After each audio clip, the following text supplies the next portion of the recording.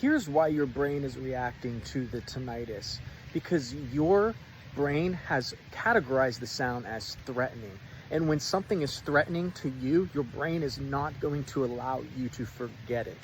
The reason that this happened is because you have placed tinnitus as an importance in your life. You didn't mean to do this. This happened accidentally. But when you freaked out about it, when you started Googling it, when you started going on forums, when you started to spiral in your mind about all of these catastrophizing thoughts, what if this happens? What if I go deaf? What if it lasts forever? What if I go crazy? Every time you did that and you allowed your mind to kind of run rampant, what ends up happening is this further solidifies that tinnitus is a threat to you. And so then your mind begins to place it into the doom category, and you can't forget it.